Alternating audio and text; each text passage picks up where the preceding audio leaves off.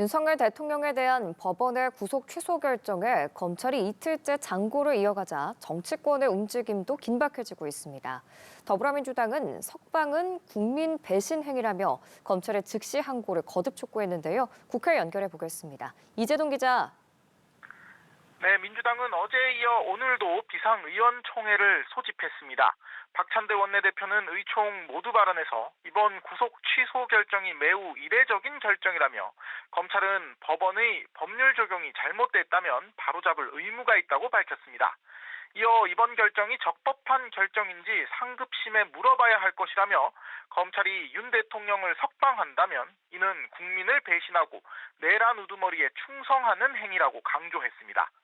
심우정 검찰총장에게는 엄중한 책임을 묻겠다고 했습니다. 법원이 윤 대통령의 구속기간 연장을 불허했을 때 즉시 기소했어야 했지만 심 총장이 검사장들의 의견을 듣는다며 시간을 허비했다는 겁니다. 박 원내대표는 심 총장은 이때 이미 윤석열 석방을 기도했던 것은 아닌지 의심할 수밖에 없다고 지적했습니다.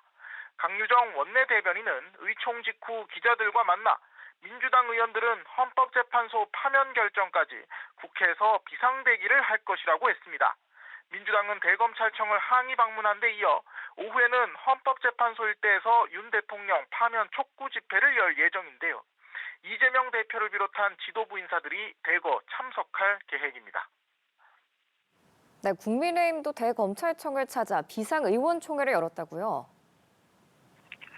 네, 그렇습니다. 국민의힘은 조금 전인 낮 12시에 대검찰청을 찾아 그곳에서 비상의원 총회를 열고 윤 대통령의 석방을 촉구했습니다. 권성동 원내대표는 모두 발언에서 구속 집행 정지 결정에 대한 즉시 항고는 위헌이라는 헌재의 결정이 과거 있었다고 전제했습니다.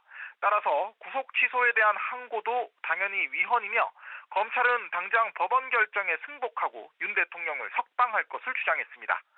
5분도 걸리지 않을 검토를 20시간 넘게 질질 끌며 검토하고 있다는 것은 납득하기 어려운 일이라며 시간을 계속 끌면 당론으로 검찰을 불법 감금죄로 고발할 것이라고도 경고했습니다.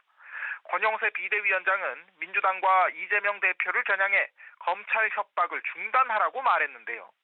사기 탄핵 진상이 드러나기 시작하자 어떻게든 국민 눈과 귀를 가리려는 것이라며 유효기간이 끝난 내란몰이를 멈추라고 경고했습니다. 국민의힘 몇몇 친윤계 의원들은 오늘 새벽까지 윤 대통령을 마중하기 위해 서울구치소 앞에서 대기하기도 했었는데요. 헌재의 윤 대통령 탄핵 심판 선고를 앞두고 보수 진영 결집은 더욱 가속화될 것으로 전망됩니다. 또 이번 구속 취소 판결을 고리로 탄핵 사건을 심리 중인 헌재를 향해서도 평의를 전면 재검토해야 한다며 압박 수위를 끌어올릴 방침입니다. 지금까지 국회에서 전해드렸습니다.